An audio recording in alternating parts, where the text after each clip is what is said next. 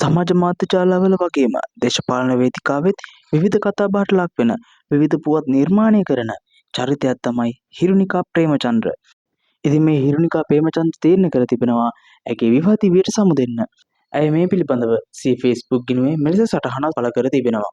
අපි වසර 10කට ආසන්න කාලයක් එකට ජීවිතය ගත කර ඇත්තෙමු. අපි අපේ සිහින ජීවිතේ එකට නිර්මාණය කර ඇත්තෙමු.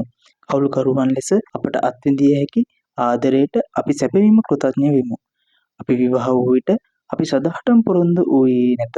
මන්ද ජීවිත අනපේක්ෂිත හැඟීමක් ගත කළ හැකි බව අපි තේරුම් ගත්ෙමු. ඒ වගේම අපි බොහෝ ප්‍රීතිමත් වසර ගණනාවක් ගත කළ ඇත්තෙමු. අපගේ මාවත වෙන් වූ සන්ධි ස්ථානයකට අපි පැමිණියෙමු. ඒ සැහැල්ලුවෙන් ගත් තීරණයක් නොවේ. අප මාස ගණනක් ඒ ගැන කල්පනා කළ නමුත් අවසානයේ එකිනෙකාට ස්වාධීනත්වය ලබා දීමට තීරණයකට පැමිණියෙමු. අපි බෙදාගත් කාලය අපි වෙනුවෙන් කෘතඥ වෙමු. අපි එකිනෙකාට සුබ පතමු. ඔබගේ කරුණාව ආදරය සහ අපගේ ගමනේ කොටසක් වීම ගැන සතුටුයි. හිරුනිකා සහ හිරාන්. උපුටා ගැනීම අවසන්.